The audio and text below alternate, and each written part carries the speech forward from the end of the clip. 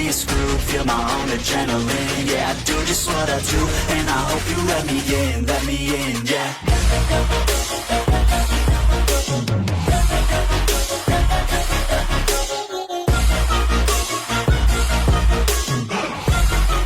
Hello and welcome back, fellow anime lovers, to Cypherfics. I am delighted to have you join us once again in the world of fanfiction and fantasy. This is the first part of, What If Ichigo Enters D. Gray Man? Special note, this fanfic is written and a masterpiece of Shadow BR2 on fanfiction.net. Do check and support the author too. Now smash the like, share and subscribe button for more. Also press the bell icon so that you never miss such great parts. Thanks for the introduction. Now let's dive into the world. Somewhere on Italy. Running across a random alley, a boy, wearing nothing but a tattered brown cloak, runs desperately as if his life is in danger. He kept running and running, dodging everything he could on his way before finally losing his breath and fall because of fatigue. He slowly descends, leaning nearby on a wall to rest. "Urg," he groans, panting heavily. "It seems that I managed to flee," he thought, recovering his breath. Then out of nowhere something flies on his direction. It was some source of a small, golden ball-like creature with 4 stubby legs, 2 horns and feathered wings, and a long tail that ends in a thick swirl. "Timkanpi," called the boy as the said golem lays on his head. Both simply stood there doing nothing but staring the sky, trying to distract the mind from the world. The only thing he could imagine is how the world managed to turn out his life. He thought about himself. Alan Walker, a young man like anyone else, average on height, with a rather lean muscular body whose it's covered with many scars, result from his harsh life on battles. He had a shoulder-length white hair, an unusual color for such young person.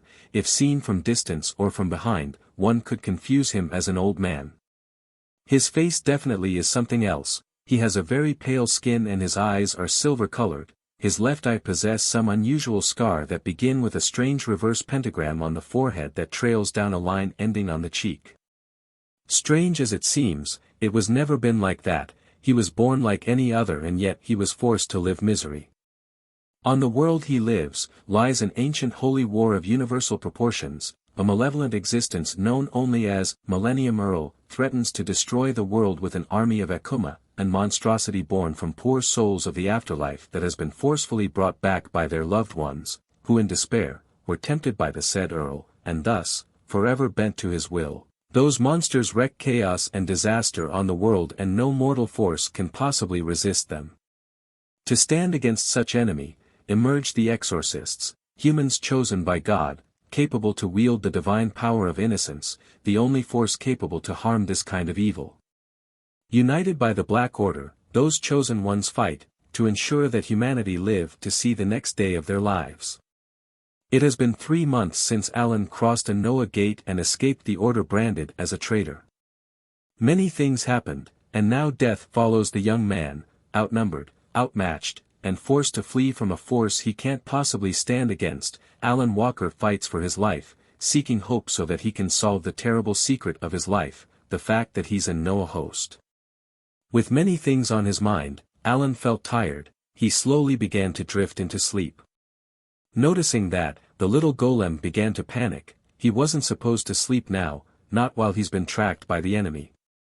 Timkanpi tried to wake him by pinching with his legs but got no answer. At same time, the ground below Alan began to distort. Having no choice, the golem opened his mouth, full of razor-sharp teeth, and proceed to bite the boy's nose. OOWWW. Timkanpi. What UA, fully awakened, Alan's left eye began to react, the scara turned black while the iris became an red reverse pentagram, and gear of sort materialized in from of it as if he was using a monocle. "I can feel it," spoke a sinister voice coming from the void. "There's a Noah here." "Not again," he muttered, jumping away to dodge the face of a giant Akuma that abruptly rushed. Alan simply stood there watching as the hole slowly increased in size, giving room for more giant-sized faces to sneak out. He knew that if those Akuma were released, a great portion of the city would be decimated with. Thinking quickly, he began to activate his power. His left arm began to glow with ominous green energy that soon turned into white and covered his entire body. Alan stood before his enemy, his hair became spiky and he was wearing a rather distinctive outfit, an shining cloak with 4 spikes on his back, complete with an silver masquerade-like mask fixed behind on a hood. His left arm became slender and black, with an razor-sharp claws on the hand. Lunging forward, Alan charged his hand and decapitated all the 3 giant faces in an instant with the edge end's destructive power. However, a second later, more portals began to open followed by waves of Akuma coming out, all of them ignoring the frightened humans around and focusing on him. Fortunately, everything was mostly a one-sided fight. Alan was easily curb-stomping them thanks to his general-level power, but still, that ruckus was raising quite much attention around. Alan knew that if he stood ground for too long, he would soon make his appearance on the scene. It didn't take long before he could feel some source of defiance coming from his innocence. An ominous presence began to surround the area. Knowing what it is, Alan exterminated the remaining Akumas and proceeded to flee as soon as possible, before his power begins to desynchronize too much. Tim! Quick, take me to the most isolated place now, he yelled. Hearing that, the golem followed his orders and quickly flew away with him following behind. It was quick, the field was cleared and empty, the portals began to close for some reason, and peace came back. All that was left as the presence of a single person. Its appearance consisted of a short blonde-haired man with glasses. He wears brown coat with a black cassock underneath it. He apparently is some sort of cardinal, an officer of the Christian church. He simply stood there examination around for a few seconds before looking to the sky, gazing with a dead serious expression. "You will not escape, Alan Walker," he muttered. Somewhere on another dark alley. As he fled, Alan began to twitch in pain. His left arm began to react violently as it dispersed white energy in form of feathers. There is force causing all his innocence-related items to react in such way, causing him to feel as if he was burning. At same time, his skin suddenly changed in tone, it became darker, followed by some strange cross marks appearing on his forehead. "Yoriichi, curse, you.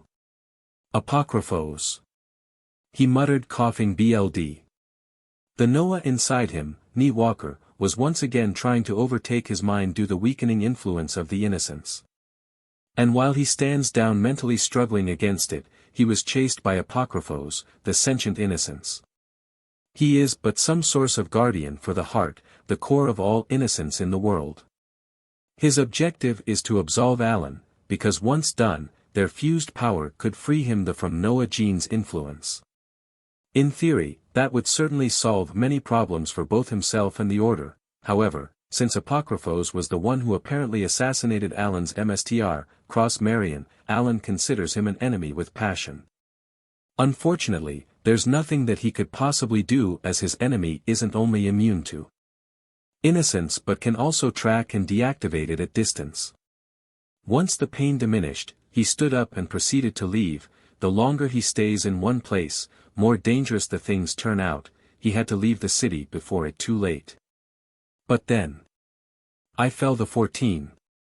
Damn it, not again, spoke Alan in dismay. The situation began to repeat once more. From the ground, a series of portals began to appear. Wasting no time, Alan ignored everything and jumped over the roof of a nearby building to escape. He knew that the Akuma were only targeting him, so there was only one option: flee. After 20 minutes of nothing but run, Alan turns around on a corner and catches his breath back. How long this will last? I can't stand this anymore, he thought. All the strain that has been passed, all the pain he felt until now, began to take a slip into his sanity. He felt unable to think properly. His eyes were dull and empty, devoid of life. He began to ignore the surroundings and the world around him. He didn't even felt the nearby presence. "Found ya," spoke a voice. Seeing who it was, Alan barely reacted. "There you are, 14 Kun." Anyone who fought Akuma before knows who he is, the grotesque fatso with gentleman appearance, wearing an exotic long hat, and that forever grin bound on the face, the Millennium Earl stood before Alan. "Poor thing, look at you, such wounds and brushes, it feels so sad," he commented. "Come, it's time to get you home." Then, the Earl offered a hand so that Alan could stand, but the said one didn't react. Now come, we will dash," but then, before he could finish the sentence, a spear made of what appears to be white feathers, appeared out of nowhere and tearing him away. At distance, another presence appeared before Alan. It was the cardinal from before, which means, Era, you are. Apocryphos Kun, spoke the creepy fat man rising from the dust apparently intact. The Earl of Millennium, leader of the Akuma, and MSTR of the Noah clan. "To think you would appear in such place, the heart demands your end," taunted the cardinal, already shape-shifting his arms into some kind of rigid feather spears. "I'm sorry, but if possible I don't want to fight now." "Could you simply hand over our little brother?" demanded the Earl with his frightening expression. "Such futile request, you already know my answer." "I see, then, you leave me no choice." Out of nowhere, some source of heart-shaped door materialized near the Earl, and from there two shadows came out of it. The first was a tall, black-haired, Portuguese-looking man, wearing an exotic tuxedo suit covered by an brown coat, the second as a short, blue-haired girl, dressing in Punk Lolita uniform or sort of. She's also seems to be carrying an umbrella of sort with an jack-o'-lantern on the tip. "What you two are doing here?" he asked addressing them. "Just joining the fray, Earl," replied Taiki. "Ah! Alan, what happened to you?" yelled Rode as she saw the bloodstains over him. She instantly tried to get on his side but soon was forced to dodge away from a feather spike of Apocryphos. "You filthy Noah cannot escape my grasp," he yelled, unleashing another sweep of his arm in order to tackle her away. When it was about to connect, Taiki dashed forward and blocked with his purple-charged arm, then reacting quickly he struck at his enemy, who easily jumped away. The ground exploded due his power releasing dark energy everywhere. Alan's inner mind. With a battle taking place in front of him, Alan could only observe motionlessly. He felt too tired to move, too tired to think or do something. Before he knew, the place he was in was different.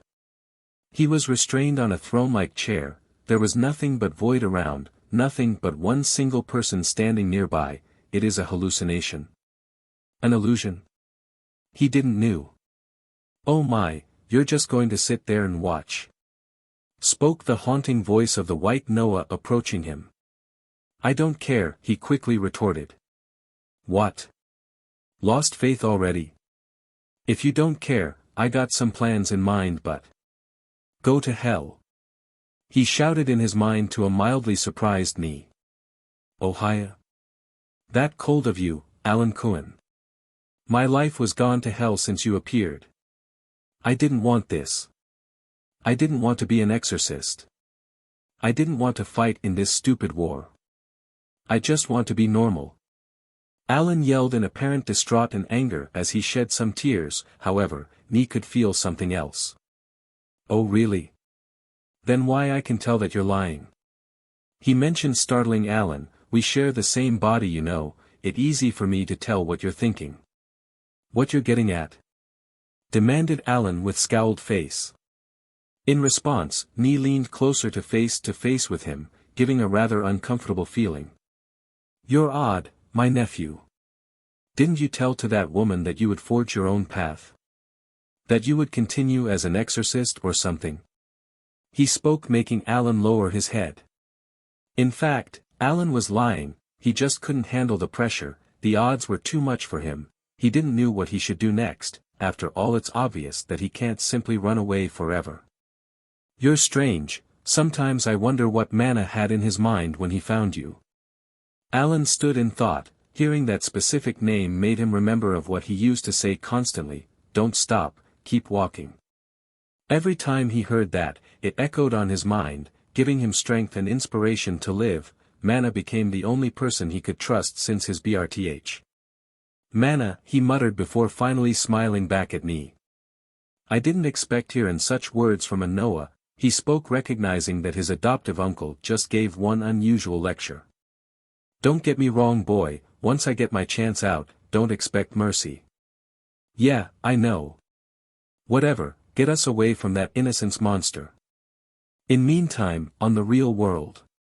How troublesome.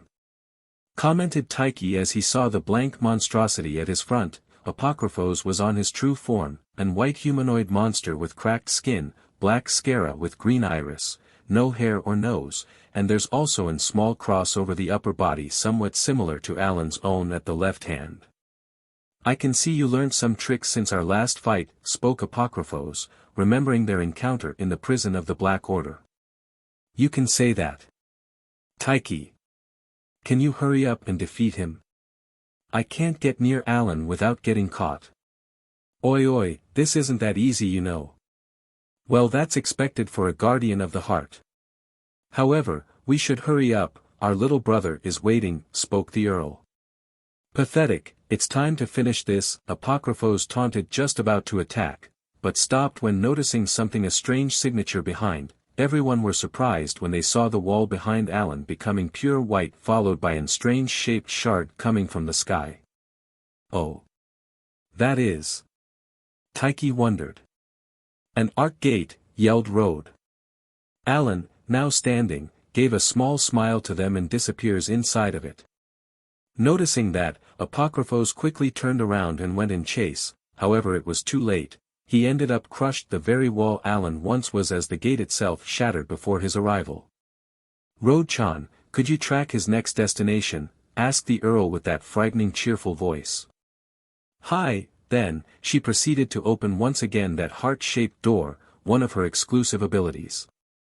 Even though they cannot control the old arc, Rode can observe and track Alan as he travels between the dimensions. With that, the Noah can easily prepare for his arrival to try and capture him, or better, bring their newest member, Knee Walker, back. However, we cannot allow such chance slip us by. We need the location of the heart. I believe you two can handle this, can you? Once the Earl finished the speech, an Iron Maiden appeared from ground below Apocryphos and crushed him, only to be destroyed by the feather spikes. Of course, spoke two voices in synchrony as they exit the door. Jasdero and Devitt, the bonds of the Noah, they dress the same clothes, white jackets and pants, and have the same dark brown skin and cross-shaped stigmata in the foreheads, common in Noahs. Impressive enough, they are twin brothers even though their appearances may be different. Jasdero have a long blonde hair while Devitt's own is black. Wielding short-barreled shotguns, they dash forward and then blows up Apocryphos's head with a simultaneous shot. Effective as it seems, the remains began to reunite and the innocence was soon recovered to fight once again. Well, time to make our leave, ordered the Earl as Rode and Taiki follows him inside to the darkness. Meanwhile on the Noah Ark. Hovering above in the sky, lies a white deformed cube surrounded by a ring made from rectangular blocks. Inside of it, there's an floating city covered by an shining aura. That was the Noah Ark, the same device described on the Bible that helped the most righteous family and a couple of every animal on earth to survive the Great Flood. On the majestic city, an random door nearby opens with Alan coming out. Since he's the musician, he do have the absolute control of the Ark, therefore he could go anywhere in the world in an instant. There, he was supposed to be safe at first, but that's not exactly the case. This time, things went in a way no one would guess. This is. Once Alan saw the city, he froze. There were nothing but disaster, the sky was purple, and the entire shining city that he pictured was devastated. What happened here? The city destroyed. Seeking answers, Alan explored the area, first checking the already open portals connecting to the Black Order bases. Even though they cannot control the Ark, Alan left the portals intact for their advantage. After all, that he still considers the Order his home. Still, it was strange. Could it be that they destroyed this place? Alan thought, however soon discarded it. Loverier couldn't simply let such tactical advantage slip by like that. It has to be another reason. Unfortunately, after exploring, there wasn't no door anywhere. Everything was either broken or locked. Worried, he played the lyrics of the song that Mana once taught in his mind in order to open a gate into the real world. Moments later, something happened. a door materialized at his front. Its design was rather unique compared to the other door he knew. From the looks of it, it appears to be an Asian-styled gate made from wood and paper, shoji style. Nevertheless of that, he went inside anyway. It was the only option. Or it would be, if he knew that the exit led him into the sky. What? Crash. URG. OWWW. Alan fell deadpanned into solid ground. Tim Canpy even sweated seeing that. Through it was completely unexpected. It did work. He was outside on the real world, or at least it appears to be. Actually, he felt strange. He could sense some kind of energy permeating the environment. Where the hell am I? He spoke, recovering up. Apparently, he fell near a random forest of sort, so exploring around, he eventually finds an exit nearby leading to the edge of a hill. That's where he saw the place he found himself at. The height of the hill allowed him to spot villages around, but it was different. Actually all the villages were connected as if everything was one huge megalogigant, just an word for bigger, city, and far at distance something was different, and part of the city is covered in white. Perhaps it is an important area or something, Alan didn't know.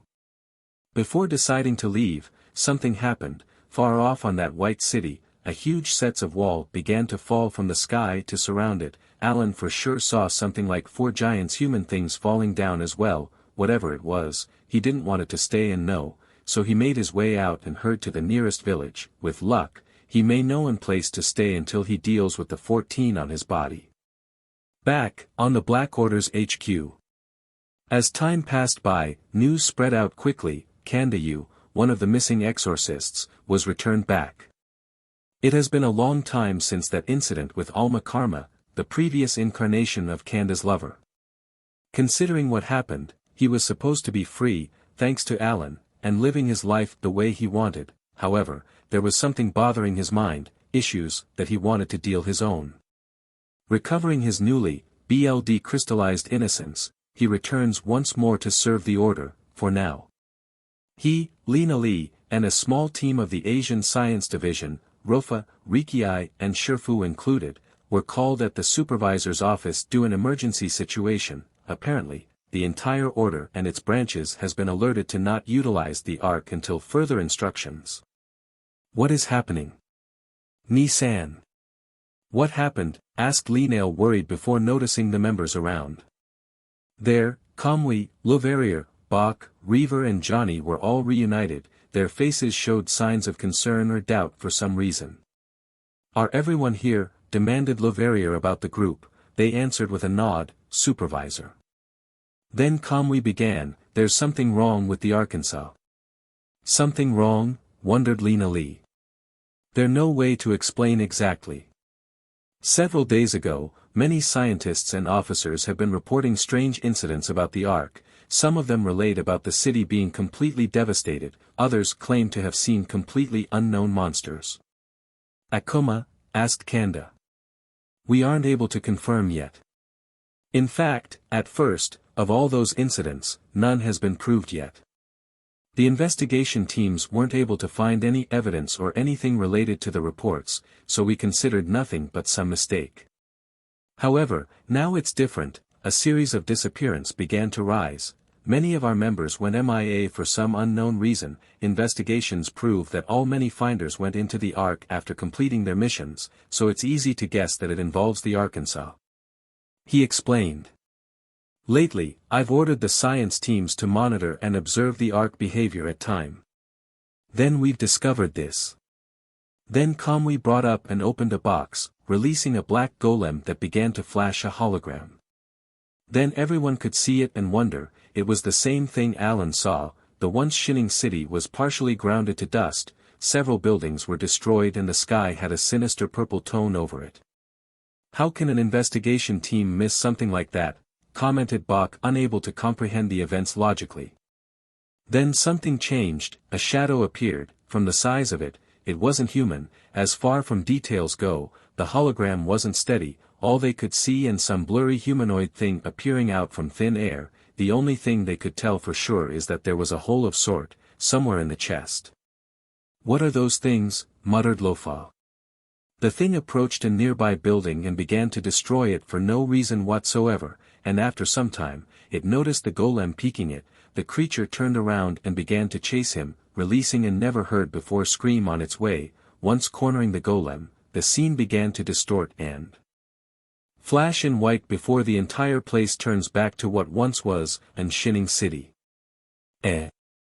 What happened? Where's the monster? Asked Rukia in confusion. It disappeared. Added Shifu as the hologram dissipates. Calmly continued, as you can see, this is a concern. Those plain swifts, as Reaver calls it, are completely random, and considering the behavior of those creatures, it's fine to say they are hostile and dangerous. All the branches around the world have been informed to not utilize the arc until the situation has been dealt it. Then hearing that, Lofa began to wonder, if there is an incident of such dangerous nature, why bring a team of scientists to deal with the case? Shouldn't the Exorcist be the ones dealing with it? Thinking that, she raises the hand and requests attention. Excuse me, but, what exactly we are supposed to do, she said. You all unite as a team and will infiltrate the Ark to wait until one of these phases happen, then, with the specialized equipment division head Reaver will bring, you must explore and examine anything you can find. Lena Lee and Kanda will provide support and protection if necessary. Any other questions? Kamui asked expecting no answer, but then, Loverier began to speak, to his dismay. Supervisor Kamui, do you think this incident have any relation with the Ark's current owner, Alan Walker? He asked with that stern face. Everyone around gave an angry look at him. Most of them didn't like the fact that the Order accuses one of their own as a traitor. They know that Alan is involved with the Noah for being an host, but still, it wasn't his choice. We can't say for sure. Like I said, the investigation teams weren't able to find anything else.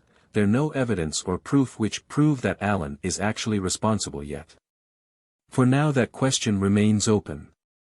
Very well. Listen. All of you.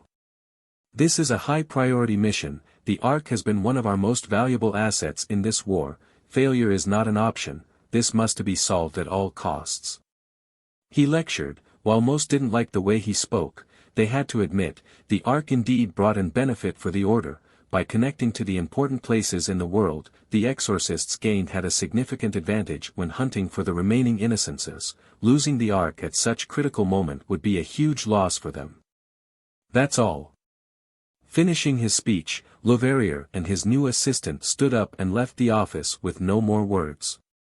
After receiving the mission briefing, the group left Kamui's office and soon made their way to the Sciences Division laboratory to retrieve the necessary equipment. It won't take long before they leave towards the Ark. Meanwhile at the currently unknown village. After 2 hours of walking, Alan finally arrives at the village. However, the site wasn't exactly friendly as he thought.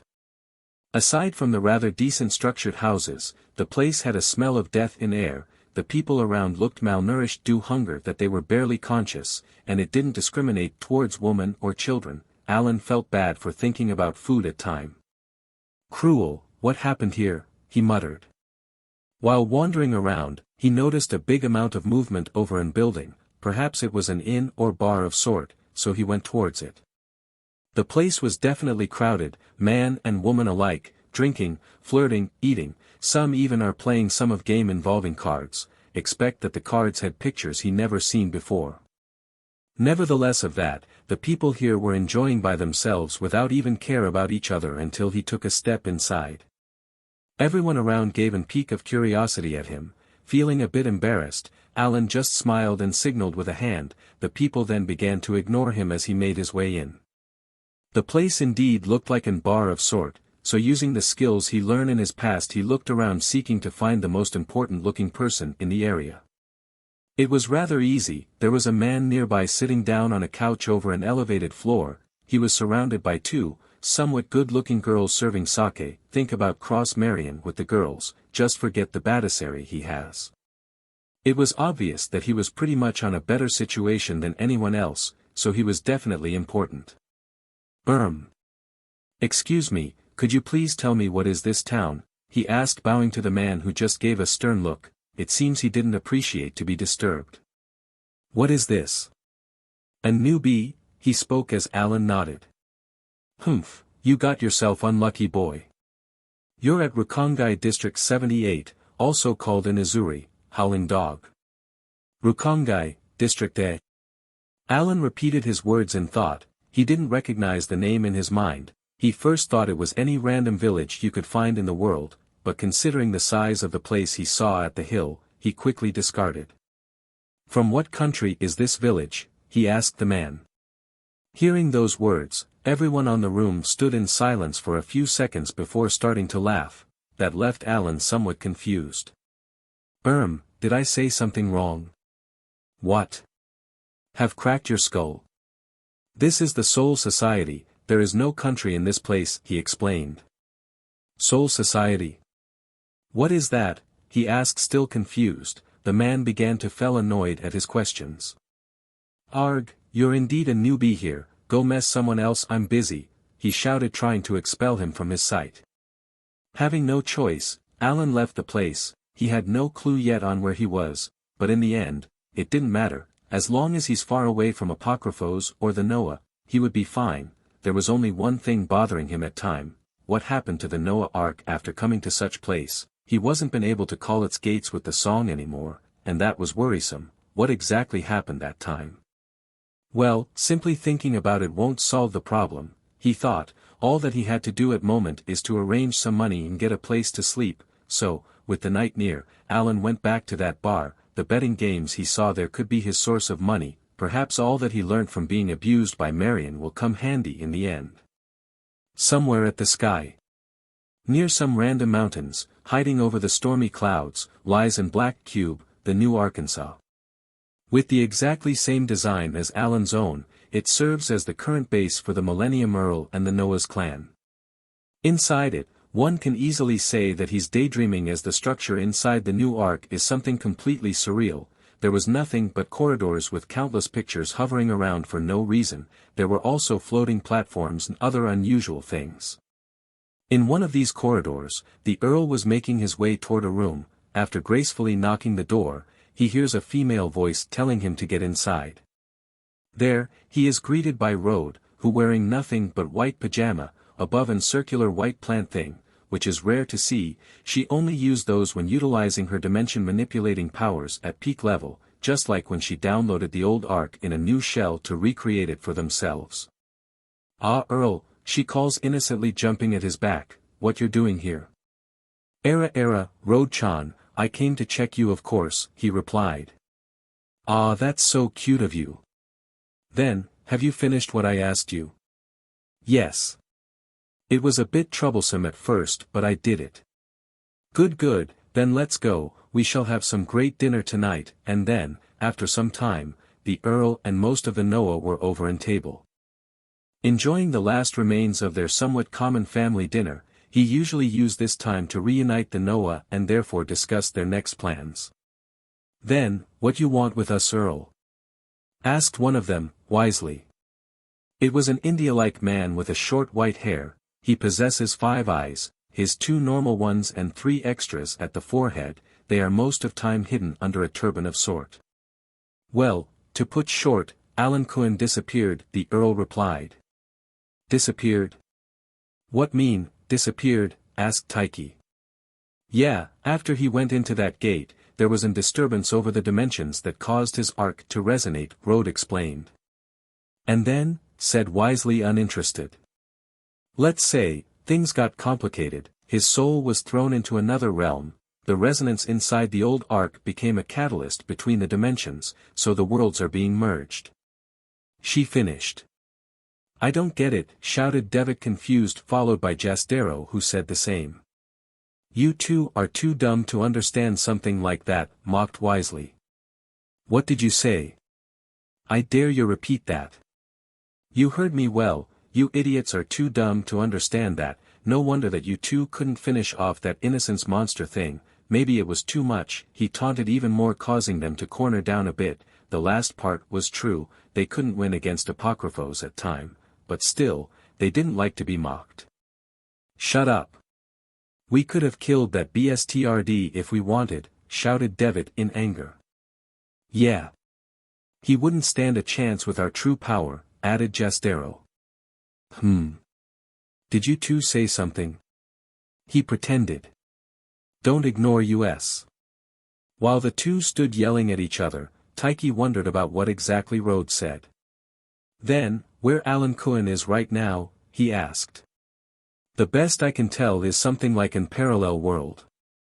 I could set a portal to get us there, but it will take time. Well, don't worry, time isn't a problem, don't worry me, I'll be coming for you, definitely. And then, their meeting has been finished, the Noah dispersed and Rhodes went back to her room. The Earl stood there, determined to wait until the portal was done. His obsession with the 14 has been driving him mad lately, giving him constant nightmares about the twisted past 35 years ago. There was something that he'd forgotten, whatever it is, he wanted to know, but for that, Ni is the answer. He had to get him to his side as soon as possible. Back, on the Black Order's Science Division laboratory. Over in rather spacious room, full of machines and paper laying around everywhere, Johnny, Rufa, Rikiai, Shifu, hey. Doesn't his name means MSTR in Chinese? Were all equipped with some backpacks containing scanning devices, specialized golems and other things. They were ready to venture over the mysterious shard of the Arc Gate, which for some reason it became dark gray instead of white, at any time, but before that. Lenali echoed a voice of the Sister Complex Knight Templar Supervisor calmly, who is Lenali's brother, coming at her direction. Be careful out there, be safe okay? If anything bad happens, call me immediately, Nii-san will always be at your side, he spoke anxiously. Yeah, I'll be fine, she replied but was ignored. Instead he went to disturb Kanda. Oh Kanda, I trust you to keep my Lena Lee safe, don't you dare let anything happen to her. Oh, are you least dash? Smash. Everyone sweated as the poor Kamui was once again smashed into ground by one of her kicks. Scary as it seems, it was the only thing that could stop him. That's enough. Geez, get back at work already, she demanded somewhat embarrassed. Ignoring the huge glump on his head, Kamui stood before the group and with a serious expression and began his speech. Anyway, you all remember what you should do, correct? He said, receiving their nods. Once there, you guys must examine any signs of disturbance in the area. Your scanning devices will mostly do the work for you in the way. With that we may discover what is happening, and if possible, we might prove that Alan is not guilty, he finished, no matter how they saw or heard about it. They didn't like to listen the possibility that Alan could be the one behind this. Still, there weren't enough proof against it, leaving only concern in their minds. Okay guys, is everything ready? Asked Chief Reaver, checking the last preparations over the machines. Very well, go for it. And then the group began to head out. Lee now noticed the struggle Rufa had to make carrying her backpack. Maybe it was a bit too heavy for her, leaving Lena Lee concerned, but still her face showed determination to continue. Are you okay?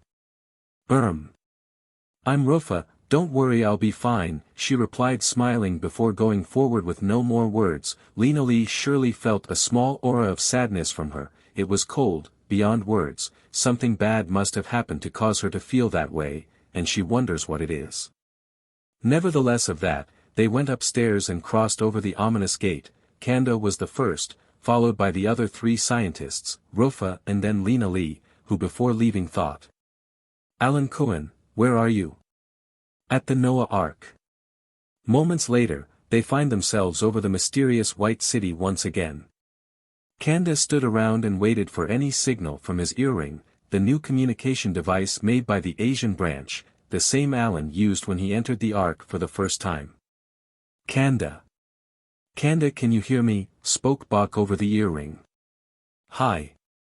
Good. I'll be observing your progress from here. As Kanda heard the orders from the HQ, the others simply stood there admiring the view. Oh, this is. Spoke Shifu. Man, this place is amazing no matter how many times you see it, don't you think, Rufa? Rufa, mentioned Rikiai before noticing her staring at the sky expressionlessly. Ah, why yes, I think it's really appealing. She answered nervously as they broke her thought. Rufa. He muttered. Both boys were a bit worried about her lately, she could tell from the looks of their face, but since this was her first important mission, she didn't want to mess it up. After all, what they will investigate involves Alan. She wanted to prove that he's innocent, so, recovering the composure, she faces her friends with a cheerful behavior. I'm okay, really. There's no need to worry about me. Are you sure? Asked Shifu, receiving nothing but a nod. Then, not wasting time, Rufa turned around and left them alone. It was futile, they weren't unable to cheer her up no matter what happened, they couldn't do nothing but sigh in defeat. That girl. A voice muttered at their backs. Turning around, it turns out it was Lena Lee. She was standing there, observing everything. Ah! Exorcist-sama, shouted Rukia, surprised. It okay, you can call me Lena Lee, she ensured, making them to feel a bit relieved. Then, Lena Lee, san, right? That's better. Okay, so, what is it? That girl, Rufa, right? What's wrong with her? Well, I can't say for sure. She has been feeling depressed lately, I can actually guess the reason. He mentioned wanting to reveal her secret, but still, he couldn't spit it out, maybe it was guilty or nervousness, he simply couldn't say it. I believe she's worried about Walker-san, understandable since she has a crush for him. Shifu however had no shame in talking about. A crush, she shouted in surprise, that was unexpected, to think someone would feel that way with him like that, it made her feel strange. She had her own doubts at first, but now it different, after all, Alan is someone. Handsome, at least on her POV, but it shouldn't be that big of deal for someone else to have a crush on him. That's what she thought, however, her heart felt the opposite, and something inside her broke down after hearing that, as if a part of her world was being threatened. It felt different than all the life-threatening situations they always got themselves into. Nevertheless of that, Kanda broke her thoughts away and ordered them to follow him up to start explore the area. For the most of the time, nothing wrong happened, not even a single trace or signature to match the ones in the reports. It became rather frustrating for him to waste time in that place. After 2 hours of pointless search, finally they found something, still it was too minor to be something important. Then, how it is, demanded Kanda visibly annoyed. Nothing, there's nothing over here, replied Johnny. Che, what a pointless mission, he thought angrier but then. Oh wait. This is. Spoke Rufa checking her device. What is it? Asked Rukia as the others remains curious. There's something over here, it very weak but I'm tracking it. While she does that, it's discovered that the signal comes from somewhere in middle of the city. Still, both boys looked at each other and discarded the idea that it could be anything useful. I don't think it's worth, it must be a dead end, spoke Shifu. Why say that? Let's track it, I think there's something there, I mean, the signal is constant. Forget it Rufa, like Shifu said, it's not worth the trouble. We've been scanning around for hours, Rukia intervened. Hearing that made her slightly frustrated, she wanted to believe that there was something there, but still, there isn't any choice, she could only feel angry. Kanda informed the HQ back and requested to abort the mission, with that he could focus on something else, like searching for Moyashir somewhere. After all, that's why he returned back. Understood, your team may proceed back to the base. Kanda box out. Then once he finished the sentence over the radio, the ground began to shake abruptly. Ah, what is happening? Shouted Johnny scared. An earthquake, muttered Kanda. Guys! Be careful, announced Lena Lee as the shaking intensified. Then it happened, the sky began to change in tone, and the buildings began to collapse. The group could feel an unknown pressure over their bodies causing them to freeze in place. After a few minutes, the environment stabilized, and they could see the scene before them, the same of what they saw on the mission briefing. This is. Oi. Kanda. Kanda, do you copy? I can hear you just fine, damn it. And don't say my first name, he yelled back. What happened? Our visors went blank and we're suddenly detecting huge amounts of an unknown energy at your area. Hearing that, Kanda looks around and finds out remains of mechanical beings crushed on the ground. Your golems were destroyed, he replied. Oi! Over there, what's that? Yelled Rukia, spotting a bunch of shadows forming from the sky. They began to take form of beings they never saw or heard before. They had white masks with varying designs covering their faces. Their physical appearance was unique for each of them. Some were furry and lizard-like while others were like giants or demons. Most of them has twice the size of an average human with a hole near to where is the heart. It's easy to differ them. Nevertheless of that, spotting the humans before them, they released a scream that echoes the whole place before one of them lunges at the scientists. Noticing that, Kanda didn't even thought about it, he simply lunged forward and unsheathed his katana innocence. Mugen. Activate, then he instantly cleaved the hollow apart with little effort at all as it began to disintegrate to death. After that, all of them began to attack together, so he went for it and torn them apart rather easily, but some were able to bypass him and target the others. It's coming, yelled Johnny. But then Lena Lee took a step aside and confronted them. Dark Boots. Activate. Releasing her power, the BLD red rings around her ankles began to shine and cover her legs, transforming into what appears to be some thigh-high stiletto boots with knee pads and slightly separated cuisses for her upper legs.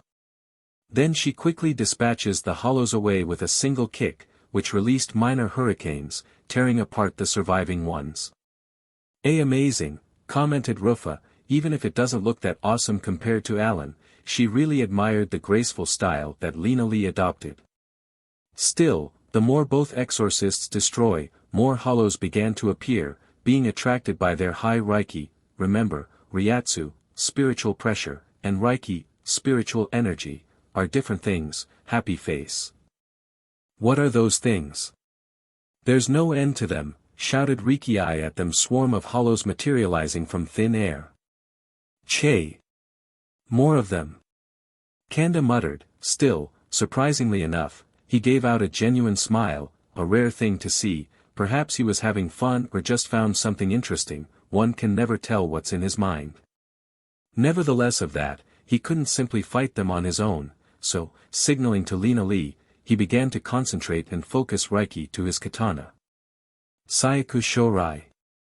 Kaichu, Ichigen, Return of the Apocalypse.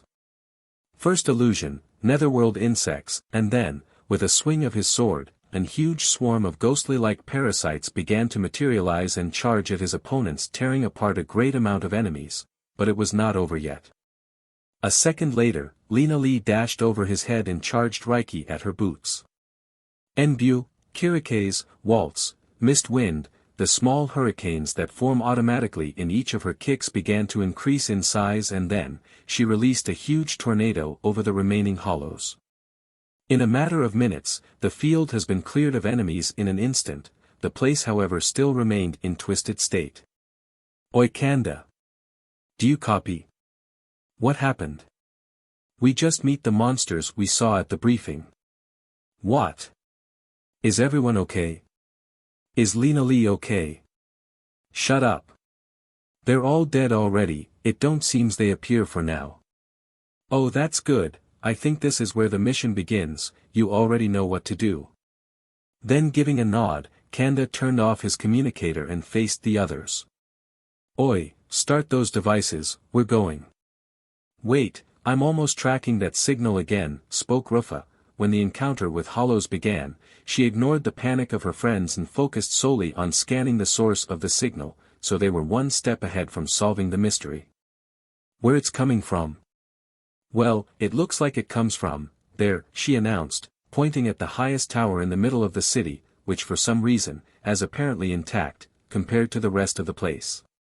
Let's go, he demanded, cold as usual. However, before they could move, something happened. Huh? The sky, muttered Lena Lee as they saw the sky literally cracking down as it was an physical object. A set of white hands sneaked out and began to force the sides, tearing a hole from it to give enough space for a giant face to peek out. The group just stood there observing the huge monster push the sky away as if it was curtains, does this remind you of something?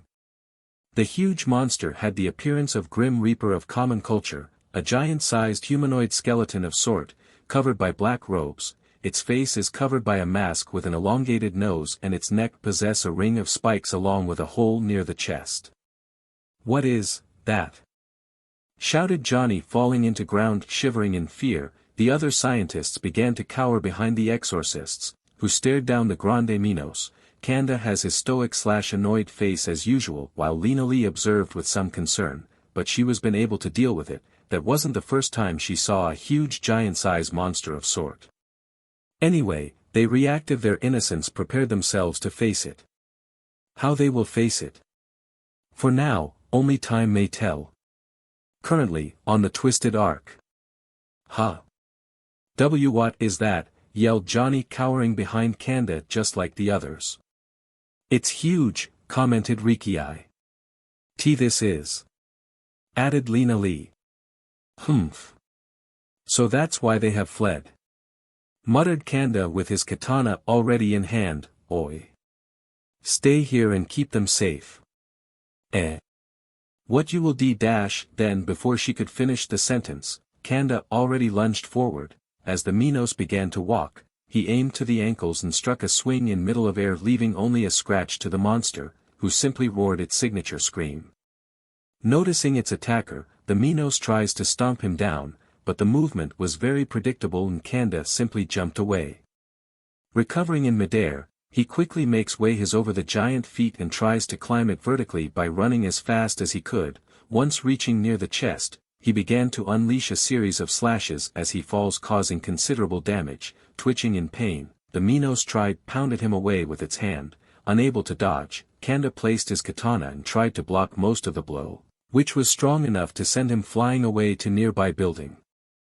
Kanda/Kanda-san/Exorcist Sama, yelled the others.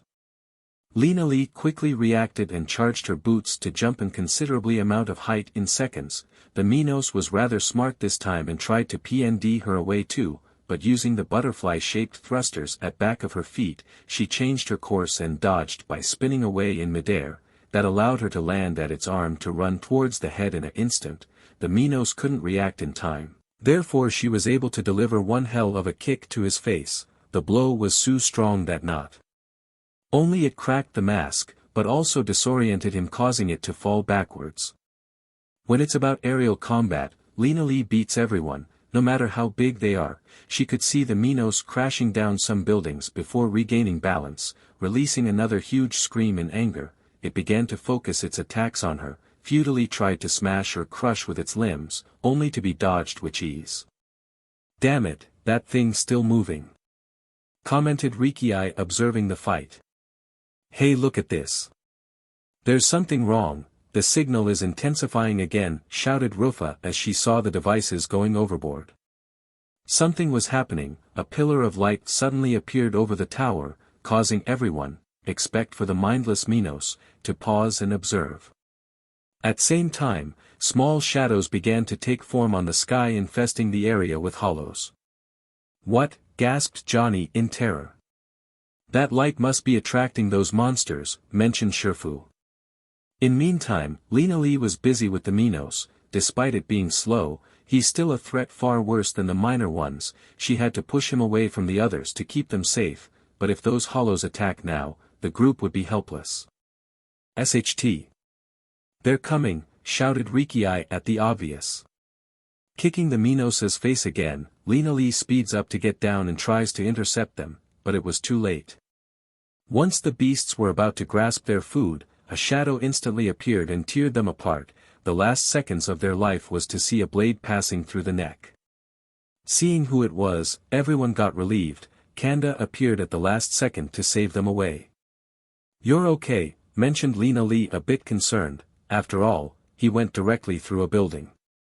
"Shut up. This is nothing," replied coldly. He was completely unscathed however, so there was nothing to worry about.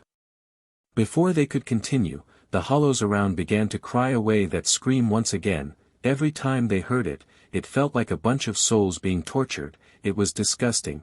Nevertheless, of that, it demonstrated that they were about to strike soon. "You go and deal with that monster," demanded Kanda, getting on stance. Frustrating as it seems, he admits that Lena Lee has the better weapon to deal with the Minos. Hearing that, she just smiled and went for it, jumping once again at impossibly long heights to confront the towering beast. Kanda stood slew any hollow at his direction, carefully observing if the others were safe, but then DMN Exorcists, spoke one of the hollows, surprising him. You can talk, he commented calmly. Ha! I'll tear you apart and eat your soul away. Take that, and then the gargula-like hollow began to shoot spikes from the tip of both the wings and tails. Keeping his katana in hand, Kanda merely blocked or jumped away to dodge them. The beast was rather persistent on rushing with the same attack, so he had no trouble to deal with it. What the problem? I'm too much for you, he said, overconfident. After seconds of more shooting, apparently one of them was about to hit him, but before it connected, Kanda simply disappeared. What? The hollow gasped, before noticing the shadow behind him. Dai, Kaichu, Ichigen, first illusion, netherworld insects, and then, the parasites went through and destroyed the hollow effortlessly. Turning around, he saw the faces of the remaining ones staring with hunger at him. Next. Meanwhile, Lena Lee was flying over the giant Grande Minos, dodging another arm that tried to PND her away. She began to focus her attack around the joints of the legs or targeting the head in order to bring him down. It was rather successful. The Minos had no chance to fight back. Its face was fully cracked and most of its robes were torn, revealing an rigid bone skin. One more kick and it would be over for him. Jumping over its height for the last time, Lena Lee began to charge Reiki at her boots. She wanted to finish him with a technique to destroy it for good. However, she just didn't expect to see a red ball forming over the monster's mouth. After a few seconds, a massive beam blasted her away as the Minos unleashed its Zero. Everyone, even Kanda, gasped as they saw the beam illuminating the sky with its red tone, but soon felt relieved when they saw her flying higher over it.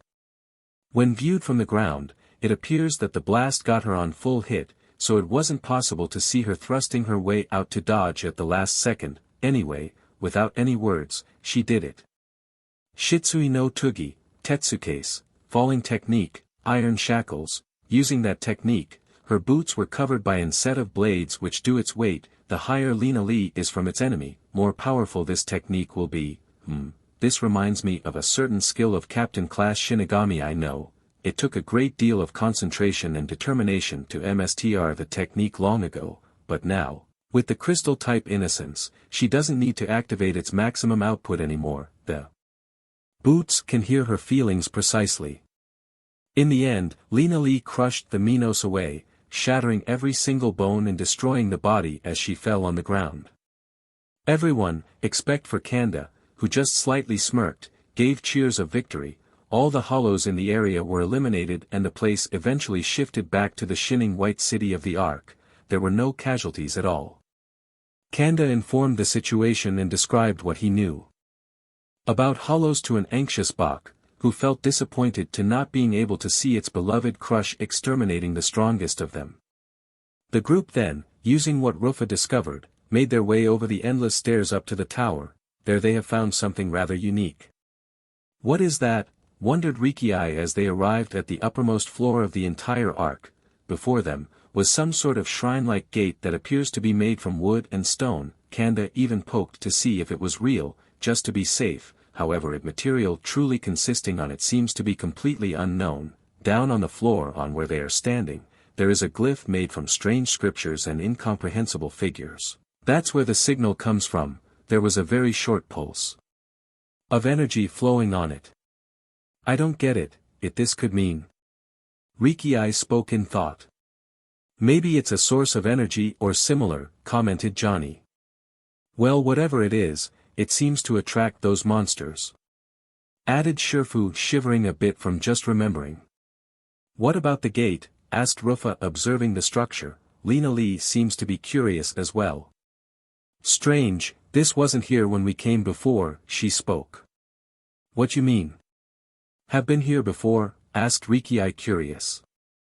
Yeah, it was when we got here for the first time. Lots of things happened. In fact, it was true. She remembered the time when they faced the Noah's Road and Taiki just 3 floors below. After defeating both, they were supposed to escape the collapsing arc by entering the dimensional gate made by the former, only to be destroyed by the latter, who fully awakened its Noah genes due being damaged by Alan's blade of exorcism. And so, they wondered, from what they have seen now, only questions clouds their minds, what this all could possibly mean. What was those monsters and why or how they got or are here? Do they have any relation with Alan at all? These questions were all but a mind screw for them. Anyway, let's get back to the base, there's lot to do, suggested Johnny, which all agreed. However, before they could even act, the place began to change once again with the same pattern, earthquakes, followed by the currently perfect state buildings being destroyed by an unknown force that was crushes and paralyses everyone in the arc, all as if the place is trapped on time-space distortion. No current logic or science can describe or determine how this actually happens. Once the change was over, Kanda and Lena Lee instantly stood alert. They didn't want any hollows to interfere. The scientists, who began to examine the sudden spike of energy in the area. "This is," muttered Rufa as she saw the entire glyph on the floor shining due the overflow. Her device went out of control and broken down along with the other ones. The energy began to trace a trail to reach the gate structure. "Watch out!" Noticing that, Rukia quickly pulled her away from the glyph she was standing. A second later, a huge pillar of energy enveloped the entire structure before them, and from that, Kanda could see outside, the huge waves of hollows materializing before getting crazy and attacking the already destroyed buildings for no reason. After some time, the energy softened a bit and focused on what appears to be powering the gate, its huge wooden doors began to open. "It's opening," spoke Shifu in surprise. Then the bright entrance stabilized, revealing an environment on the other side, where they were really shocked. There, they saw Alan walking through a fairly common street of a deserted town, not noticing the fact that he being watched. "Huh? Is that," began Johnny. "Walker-san," shouted Rufa, unable to decide between confusion and relief. "What?" "Moyasure," yelled Kanda, not believing. "It is," assured Lena Lee, holding her mouth in shock. Unbelievable as it seems, all of them stood there and wondered, it was really him. After all those crazy things happening, a small sigh of doubt rose. Considering that they are watching from some source of mystical gate, they couldn't not decide it was true or not, but still, it brought a bit of hope. It has been a while since they had seen him at all. Nevertheless of that, they simply stood and observed to see what would happen. Meanwhile, back on Rukongai District 78. "Here," said Alan, smiling, showing his cards to the other players. After a few seconds of processing, the men around dropped their jaws in shock. They have lost another game to him again. In nighttime, Alan stood on that bar, learning and playing all sorts of games he could. At first, since he got nothing to bet, he chose his life. The people around the place laughed once again due his supposed stupidity. Playing innocent, Alan got the approval of the people as an idiot. With that, they allowed him to see them playing. It didn't took too long before they regretted to let that happen. With nothing but the basics and observing a single match, Alan pretty much won every single games there. Even with the doubts and accusations, he was able to escape trouble just fine, as his idiot personality masquerade made people think it was just luck, that combined with his usual kindness, he got everything on his favor. "With that I won, right?" he spoke, smiling innocently. The man tried to speak, but soon gave up and lowered his head. The people around stood and muttered to themselves in discussion. They never seen any person gaining so many games on the first try before. Even with that absurd amount of people looking them playing, they weren't able to catch him cheating. "He won again. Who is that boy? I'm telling ya, he has to be cheating. No way, man, look at him, he just an idiot. It must be luck. Oi, are you sure that he's a newbie? Perhaps, that why he got here, must have died without even knowing where the living world is going." As Alan heard those words, on his mind, a horned version of him appeared, smiling devilishly. "I'll never lose in a card game, cuckoo ku," he thought as Tim Campy sweated. "Ha ha ha, that's my lucky boy. You pay up," shouted that important man from before, demanding the prize. Since Alan was so lucky playing, the man decided to take him as his own in order to win the goodies of the bets, and in exchange, he gives Alan what he needs to stay at his side, which includes better clothes, shelter, food and other stuff. Can I leave to sleep for now? I'm a bit tired. He asked, yawning. The man felt a bit sad hearing that, but even so he allowed it, complete with thug guards and mercenaries to protect him. After all, Alan was his easy source of money, he didn't want it to lose such opportunity with anyone. In the end, he was brought to Designed Inn. After engorging tons of food for dinner, Alan went to the bed. However, with many things happening until now, he found himself unable to sleep. It was been a long time since he got a chance dream to his heart content without being disturbed. The environment around him was peaceful, he didn't found any signs of Akuma, neither any encounters with both Apocryphos and Noah, so there was nothing hunting him. With that, he wondered, maybe they're already here, since he can't detect Noah in their human forms. Without that dark skin and stigmata, they could be anywhere. Maybe Apocryphos is mixed between the people around here. When they will appear? When they will ambush? Those thoughts were all that was flowing in Alan's mind, driving him mad before he could realize. What I'm thinking, there's no one here, I'm in control now, I need to keep walking, walking, and then. Discarding the paranoia in his mind, he eventually found some peace in his heart and slept. With that, all the tiredness he felt along the way went gone. In the next morning, once the sun rose in the horizon and crossed his face, Alan woke up, fully rested and more determined as ever. Eating another ton of food for breakfast, he was once again escorted back to the bar at the presence of his MSTR.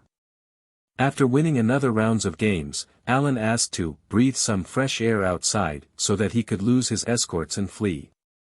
Alan is an exorcist, he hadn't time to stay and play games all the time, he had to get back to his objectives, which includes dealing with the Noah inside him, find and bring innocence back to the Black Order, find the heart and finally, rid the world from the Earl and Akuma forever. With that, he went deeper in the district as he chose to solve the mystery of this place, the Soul Society. After he gained the trust of that important man, he asked a bit more about what the term Soul Society, and in response, got an interesting story about this place being the world of the dead souls who died in the living world on the previous lives. He also discovered that the megalogiant city he saw on the hill is split in two cities. The multitude of villages connected all over the place is called Rukongai, Wandering Soul City, and that those towns and villages are divided by districts, numbered in descending order between 1 and 80. Higher the number, more decayed is the place becomes. The first district, for example, is a very peaceful place where law and lifestyles are great for everyone, while the last is nothing but a crime-infested place full of thugs, assassins and other bad stuff. At the center, lies the Yoriichi Court of Pure Souls, that white portion of the city, base for a supposed organization of Shinigamis, which the local folks refer as death gods. Whoever spread such story, surely it did a good job. Most of people that Alan questioned about it were convinced that this place was the afterlife. With that known, he determined that, due the mystery of this place, it possible that there is an innocence around here, perhaps that is the reason for all such nonsense. As he went forward in direction to the center, he noticed something strange. The amount of villagers around here was decreasing, to a point where there was almost no one on the street. Alan looked left and right inspecting around, but no one is seen. Where is everyone, he wondered. Then exploring more, he surely saw a shadow sneaking on an alley. It was too fast to see what it was. Exploring even more, he eventually got a bit paranoid again. It was too strange. How can a huge town like this be empty of people? The first thing Alan thought was the Noah. Perhaps he went directly into an ambush. They are just waiting to surround him or something. So he stood in alert. Then it happened, in a split second, he was indeed surrounded, but it wasn't what he thought. He expected that the Noah would appear with a huge load of Akuma materializing in portals and all that SHT, but instead, it was simpler. He was surrounded by humans, none of them had dark skins or stigmatas that he could see, and considering the numbers, it wasn't the Noah. They also appear to be wearing a rather exotic outfit. The men were dressed in black clothes covering the whole body, even on the feet and hands. their faces are also covered by masks and an unknown head-piece similar to a very tight hood over the hair. All of them are armed with katanas very similar to Kanda's own. He never seen thugs like that before. Note, Alan doesn't know what is ninjas. Who are they, he thought. From the looks of it, they could attack at any moment, but, both sides stood there staring at each other for quite some time. Alan didn't want it to engage until really necessary, even less thinking about using his innocence, fearing that it would trigger the Noah inside him. "Who are you and what you want from me?" he yelled, receiving no answers. The suspense was killing him. After a few minutes with nothing happening, suddenly, a person literally fell from the sky, crashing down on the ground. The men around didn't react to the event, and apparently, the man who fell was intact with no bruises at all. Before Alan was a large fat person with short black hair. He's higher than him and is dressed in some sort of black kimono with a large purple collar/scarf thing. At his sash, there is a sheath which holds the katana he wields. He also seems to wear expensive-looking jewelry. Who are you?" asked Alan, sweating as the person recovers and catches the glimpse of him. "Humph. What we got here?" "I'm Marekio Omida, lieutenant of the 2nd Division of Godai 13, you're under arrest," he shouted, pointing at him. Hearing that, Alan could confirm that they're definitely not the enemies he thought it would be, so he felt relieved. Still, considering the lack of people around and their sudden presence means that something big is happening, and he's right on middle of it. "What you mean?" "Why I'm under arrest?" he asked. "Whyy," replied Omida with unusual emphasis. "I'm gonna tell you why. It's because you're intruder, a Ryoka, traveling evil," he said. "Ryoka?" "Yeah, and now it falls to me to arrest you." "You better surrender," he taunted arrogantly. Dispute the warning he received, Alan didn't felt that threatened. "I didn't understand. What exactly I invaded?"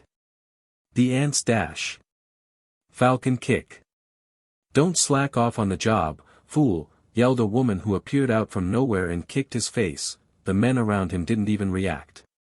"Are they stones or something?" he thought, sweating again. At his front was now a petite woman with grey eyes and black hair, which is worn with 2 long braids in white cloth, each with a golden ring on the end.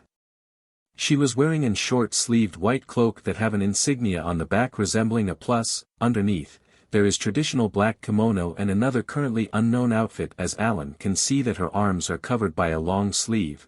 Her katana seems to be tied to the yellow sash on her back. Recovering from the kick, Omida stood up and confronted her. "Taicho, Captain. Wasn't that a bit too gross?" "It hurts, you know," he cries. "I know it does, it was meant to hurt," she answered harshly. "But he tried to speak, only to get his butt kicked again. "Shut up and get ready." Then, ignoring his stumbling lieutenant, she faced Alan with stern look. Hello?" greeted Alan, a bit nervous. Nothing around made sense to him. The woman didn't answer and remained expressionless as she stared to him. "I see, looks like it's really you," she spoke, then demanded, "Surrender now and come with us." Alan sighed, he didn't know what to do. "Look, I don't know where I am or how I got here, okay? Lots of stuff happened, so please, could you leave me be?" he replied. "You have no choice on the matter." But then, before he could complain, 2 of the ninja men suddenly lunged at his direction with killing intentions. Noticing that, Alan dodged their blades by flipping backwards. "Wait, I'm innocent, really," he pleaded, but they ignored and continued to attack anyway. As an blade aims at his head, he ducks under it and stops the dashing man with his left hand, then he throws him away in direction of the other one, causing both to stumble on ground. Alan felt remorseful from doing that. "I'm sorry," he said, but the others don't seem to care and more ninjas dashes at him. After many dodges and sweeps, Alan single-handedly defeats all of them completely unscathed. As all her subordinates lies down on ground, the woman simple stood without expression. She didn't even raise an eyebrow. The lieutenant on other side has his jaw dropped in shock. Surely now he sees that Alan is something else. Still, he coughed and recovered his composure. "I must admit, you're really good, but it takes more than that to defeat me, he announced proudly. He thought that if he used his Zanpakuto, Alan wouldn't stand a chance. Taicho, let me handle this, he spoke stepping forward, only to be blocked by her hand. No, let me deal with him. A fool like you would just stumble like the others, she mentioned. Cruel. He muttered as she walks at Alan's direction.